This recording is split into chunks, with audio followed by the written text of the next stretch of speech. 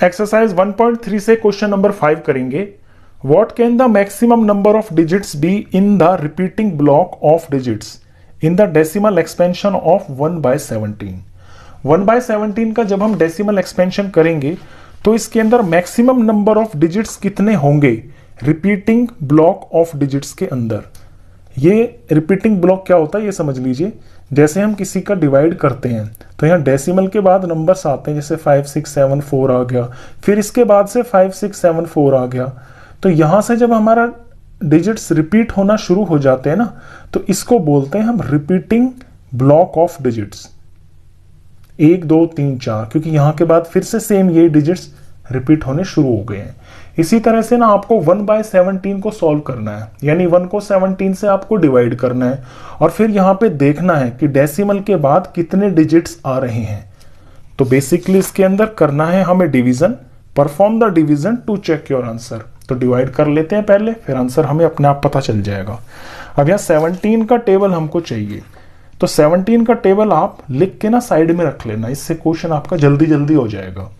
चलिए तो डिवीजन हम स्टार्ट करते हैं। 1/17, तो इसमें डिवाइड करनी है हमको 1 की। यहां बड़ा डंडा मैंने इसलिए लगाया क्योंकि यहां पे बहुत सारे डिजिट्स आने क्वोशिएंट के अंदर। 17 का टेबल चलेगा और हमारे पास है यहाँ पे 1 क्योंकि छोटा नंबर है तो यहाँ डेसिमल लगा के और हम यहाँ 0 लगाएंगे। ये अभी भी छोटा पड़ रहा है तो यहाँ 0 लगाएंगे और यहाँ फिर से 0 लगा लेंगे। 100 हो गया। अब 17 के टेबल में देखते हैं 100 के नीचे क्या आएगा। 85 आएगा 5 पे, तो 5 जार हो गया है 85।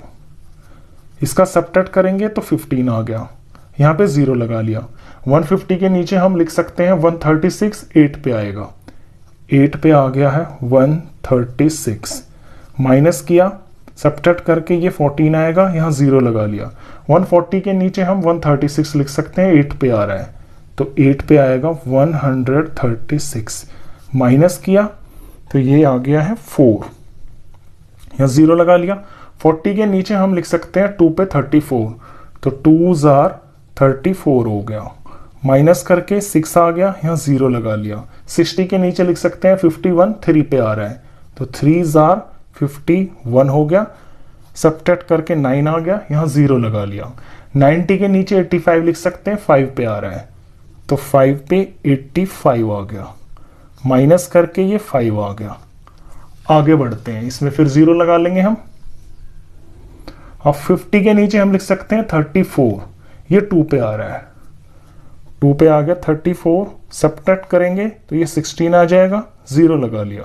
160 के नीचे लिख सकते हैं 153, 9 पे आ रहा है तो 9 पे आ गया है 153 और माइनस करके आ गया यहाँ पे 7 आ जाएगा, यहाँ 0 लगा लेंगे तो ये 70 हो गया। और मैं यहाँ लिख लेता हूँ 70 से, मैं यहाँ कंटिन्यूएशन कर लेता हूँ सवाल को। 70 के नीचे हम लिख सकते हैं 68, 4 पे आएगा तो 4 पे आएगा 68। माइनस करेंगे 2 आ गया, 0 लगा लिया। 20 के नीचे हम 1 जार 17 लिखेंगे, 1 जार 17 हो गया। माइनस करेंगे तो ये 3 आ गया, 0 लगा लिया। 30 के नीचे फिर हमें 1 पे 17 ही लिखना है, 1 पे 17 आ गया। माइनस करेंगे तो ये 13 आ जाएगा, 0 लगा लिया। 130 के नीचे हम लिख सकते हैं 119, 7 पे आ रहा है, 7 पे 119। माइनस करेंगे ये आएगा 10